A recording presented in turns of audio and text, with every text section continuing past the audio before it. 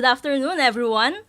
Welcome to Aral Tarlac here on RTV Tarlac, Channel 26. Simulcast over DZTZ Radio Filipino Tarlac. I am Miss Catherine Bravo, your teacher broadcaster for Mathematics Grade 8. Get ready to listen and try to be focused and be at your best. For today's lesson, we will be discussing problems involving linear functions, and you are expected to apply your knowledge and skills on linear functions as you solve real-life problems involving it. Ready your mathematics compendium, your pen, notebook, graphing paper, and ruler with you, and let us have a wonderful day of learning. But before we proceed, let's have a quick review on the different steps in solving word problems. So what are these steps? Correct. So the steps in solving word problems are: first, understand the problem. Second, devise a plan. Third, carry out the plan. And lastly, look back. Or that is your checking. So you were also able to use these steps as you solve simple linear problems with Teacher Redentor. Do not forget these lessons, for we will be needing them as we go through more real-life applications of linear functions. I believe you are now excited for today's lesson. Kindly get your compendium in Math 8 and open it on page 17.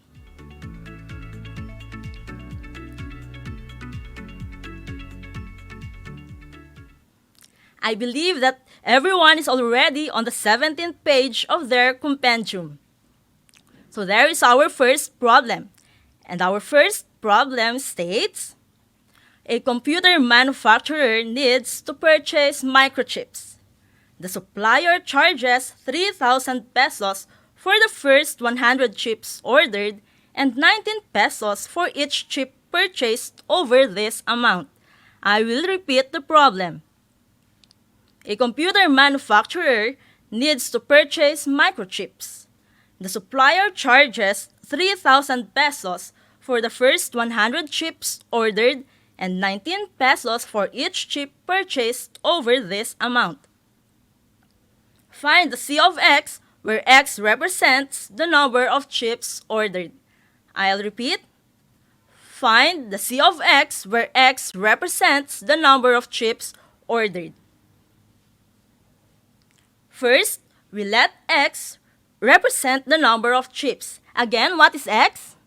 Okay, very good. So that is the number of chips ordered. We also need an expression that will represent the number of chips over and above 100. How are we going to represent that? Great! It can be represented by X minus 100. And to solve for the equation, we write C of X is equal to 3,000, which is the price of the first 100 chips, plus 19 times the quantity X minus 100. I'll repeat the function.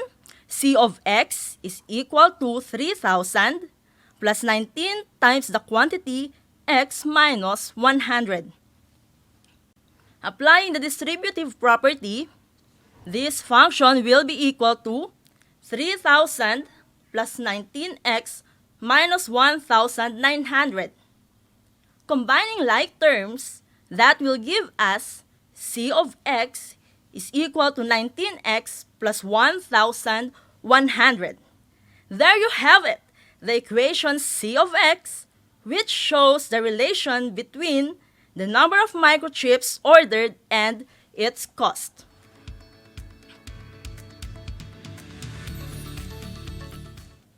Let us now use this function to answer the next question.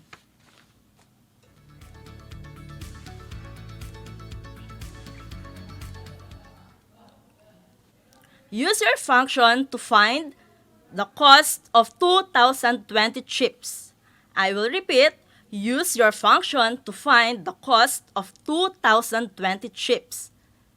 Using the function C of X is equal to 19x plus 1,100, we will solve for C of 2020. Substituting 2020 to x, we will be having C of 2020 equals 19 times 2020 plus 1,100. Multiplying 19 and 2020, our equation will become 38,380 plus 1,100. Then, perform the operation. From there, we can say that the cost of 2020 microchips is 39,480 pesos. That's quite easy, right? Let us try another problem.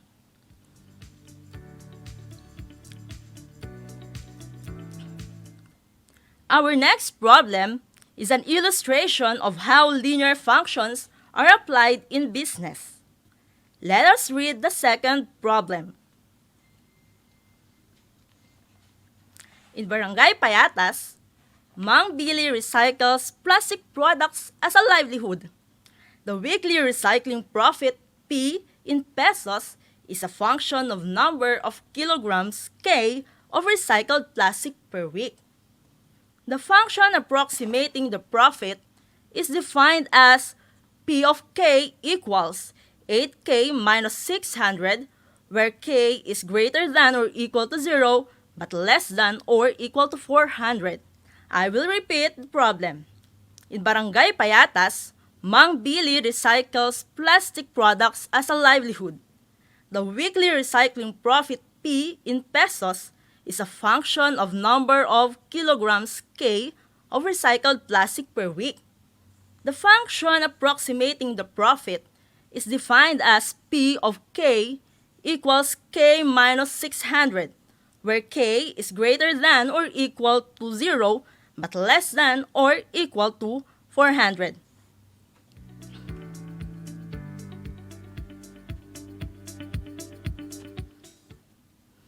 Construct the graph showing the relation between the number of kilograms of recycled plastic and weekly profit.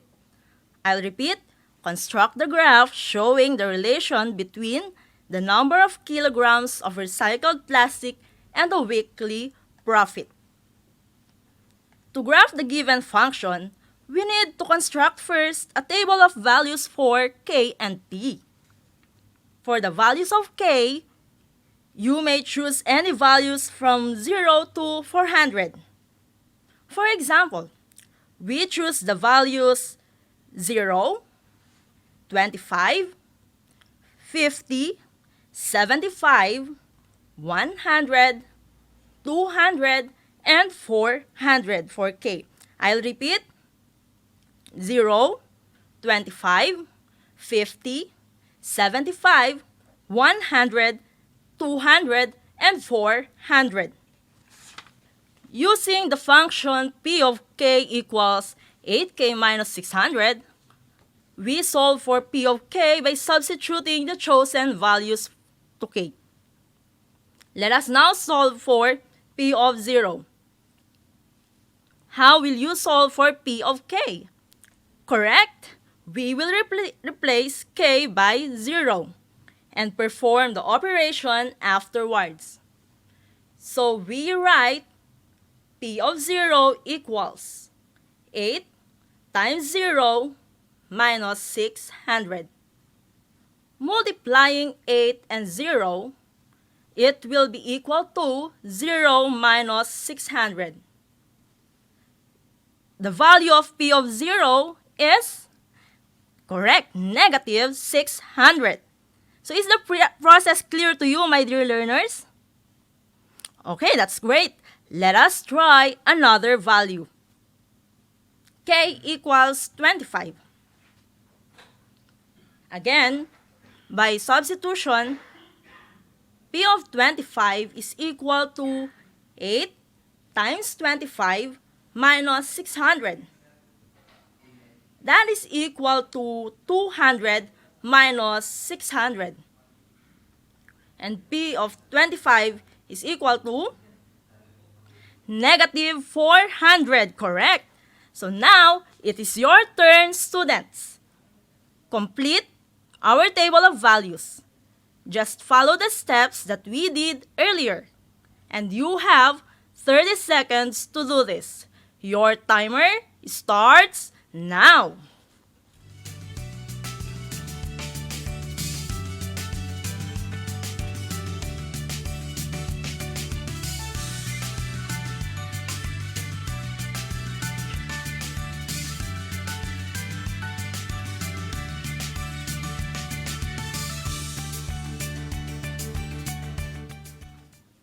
Time's up. Let's check your answers.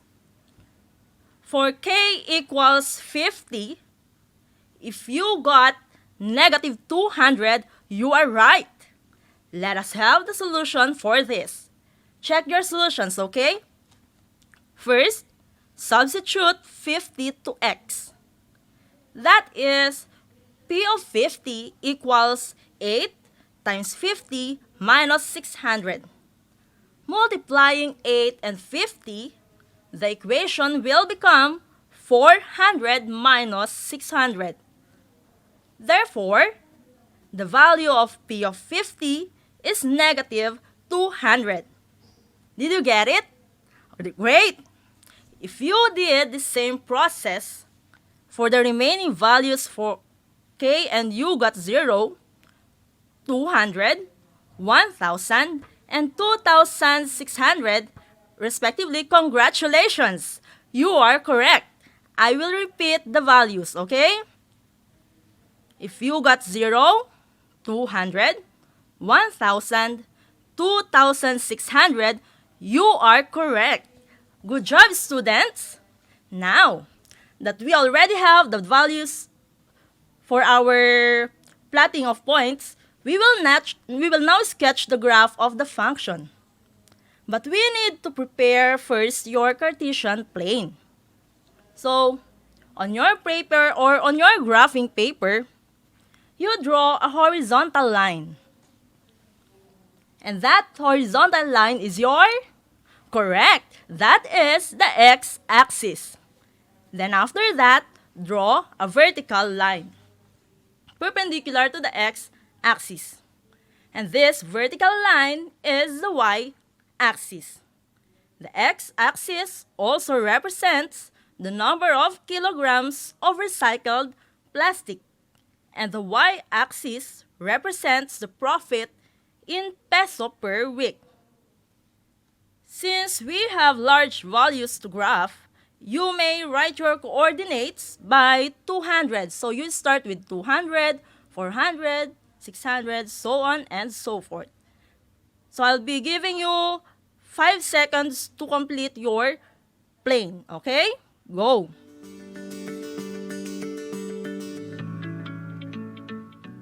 Are you done with your plane? Great! So we will now plot the points. Remember that when plotting points, we first look at the horizontal direction. Then, for the second coordinate, the vertical direction. I'll repeat. First look at the horizontal direction, then second is the vertical direction. So, for our first point, let us have 0 and negative 600.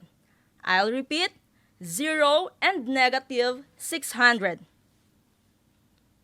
This point is located along the y-axis. Next point, 25 and negative 400. 25 and negative 400.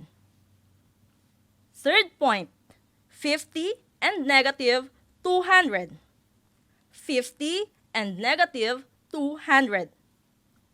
For our fourth point, 75 and 0. 75 and 0. So where is this point located? Very good, students. This is located along the x-axis. For our fifth point, 100 and positive 200. 100 and positive 200. For our sixth point, 200 and 1,000. 200 and 1,000. And For our last point, 400 and 2,600. 400 and 2,600. So after plotting these 7 points, we will now be connecting these points. Now, connect your points. So what geometric figure is formed? Correct.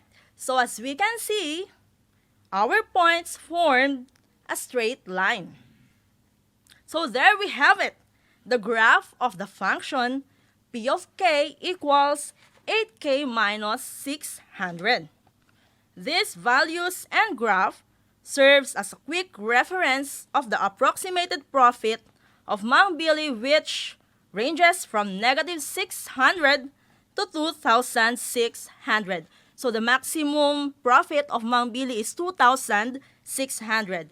Take note that drawing a diagram is one technique in solving word problems, aside from solving it algebraically.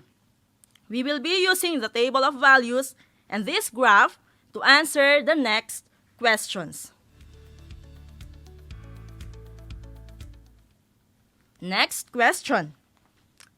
How much was Mang Billy's profit if he had recycled 100 kilograms of plastic in a week? I will repeat. How much was Mang Billy's profit if he had recycled 100 kilograms of plastic in a week? So, based on the table of values, what would be the answer to this question? Very good, that was fast. The answer is 200 pesos. So, how did we get it? Using the table of values, locate the column where k is equal to 100. Then check its corresponding value of p of k, which is 200. Okay? So just in case we do not have the graph, you may solve this algebraically by solving p of 100. So are you now ready for our next question? Let us proceed to the third question.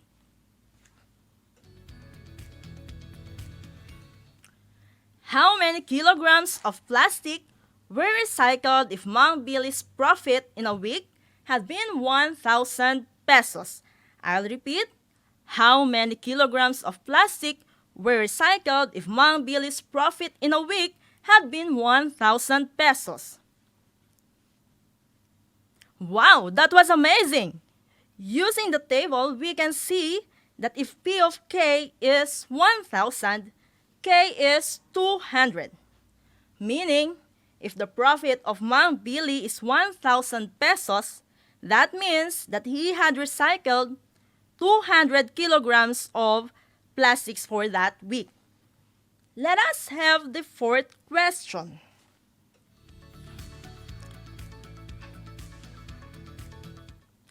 Estimate his profit if he recycled 300 kilograms of plastic in a week.